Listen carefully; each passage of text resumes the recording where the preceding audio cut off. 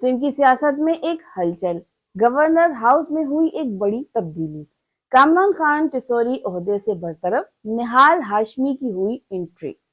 MQM ने governor Sindh को हटाए जाने के बाद हुकूमत को अलहदगी का इंतजार दे दिया। निहाल हाशमी आज शाम तक गवर्नर सिंध का ओहदा संभालेंगे। अस्सलाम वालेकुम, मैं हूं सबा आजमी और आप देख रहे हैं इबरत डिजिटल नेटवर्क। गवर्नर हाउस में एक तब्दीली हुई है।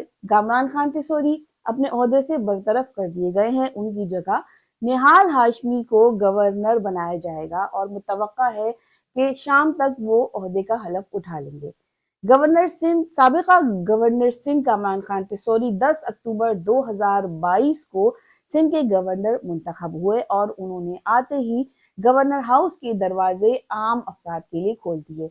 उन्होंने आईटी के कोर्सेज करवाए। 50,000 से जायद बच्चों को उन्होंने आईटी के कोर्सेज मुफ्त करवाए। इसके अलावा 15 लाख अफराद को बाइक्स तकसीम की, 15 लाख अफराद को फ्री राशन तकसीम किया, 25 लाख अफराद को रोजगार फराहम किया। अपने गवर्नर हाउस के बाहर एक घंटा भी उन्होंने लगा रखा था, जैसे बादशाहों के दौर में, अकबर बादशाह के दौर में उनके दरबार के बाहर एक घंटा था कि सवाली आएगा, साइल आएगा और उसके मसलों को हल किया जाएगा। इसी तरह गवर्नर हाउस में जब तक कामरान खान टिसोरी गवर्नर के ओहदे पर फाइज रहे, कोई ना कोई हलचल, कोई ना कोई एक्टिविटी जो है वो गवर्नर हाउस में लगी रहती थी। लेकिन अब ये बड़ी तब्दीली, बड़ी खबर सामने आई है कि मुस्लिम लीग नून के जो निहाल हाशमी हैं वो गवर्नर सिंध का आज शाम तक हलफ उठा लेंगे।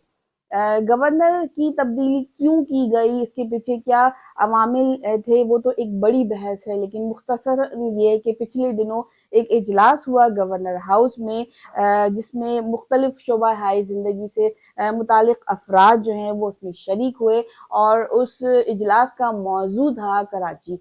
जो कराची की मौजूदा सूरत हाल है, जो कराची की मसाइल है, इंफ्रास्ट्रक्चर, पानी और बेशुमार मसाइल, उस हवाले से बातचीत हुई और फिर ये बातें भी की गई कि कराची की इस हालत की वजह से कराची को विफाक के हवाले किया जाए या कराची को नया सूबा बनाया जाए। इसी तरह की कुछ बातें ऐसी हुई कि वो मुतनाज़िया हो गई, कि कुछ पार्टीज ने एहतजाज किया कि ये सिंध को तोड़ने की बात की जा रही है, कराची को अलग करने की बात की जा रही है, मुल्क को तोड़ने की बात की जा रही है, जिसमें कई पार्टी शामिल, जिसमें पीपल्स पार्टी ने भी एहतजाज किया कि ये सिंध के वहदानियत के खिलाफ है। जिस दौरान ये इजलास हो रहा था, इत्तफाकन सदर पाकिस्तान आसिफ अली जरदारी भी कराची में मौजूद थे। उन्होंने फौरी तौर पर एक हंगामी इजलास तलब किया जिसमें ये फैसला किया गया कि गवर्नर सिंध अब ये मजीद ओहदे पर नहीं रहेंगे और गवर्नर को तब्दील किया जाना चाहिए, क्योंकि सिंध की वहदानियत के खिलाफ इस इजलास में बातें की गई हैं।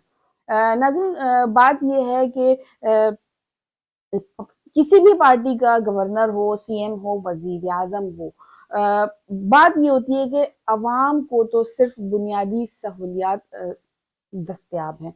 अब वो कोई भी पार्टी हो, एमक्यूएम हो, पीटीआई हो, पीपल्स पार्टी हो, मुस्लिम लीग नून हो, अवाम ये चाहती है कोई भी पार्टी आए और वो जिम्मेदारी उठाए, कराची की जो हालत है उसको बेहतर करे। अवाम को यही चाहिए। अब ये जो फैसला किया गया है गवर्नर की तब्दीली का, इसके अब क्या मुस्बत नताइज होंगे, दूररस नताइज जो है वो हमें देखने को मिलेंगे या हालात मजीद बुरे होंगे। हमारी तो दुआ यही है कि कराची के लिए या सिंध के लिए, स्पेशली कराची के लिए ये जो फैसला है वो मस्बत हो, क्योंकि कराची की जो हालत इस वक्त हो गई है वो इंतहाई शर्मनाक है।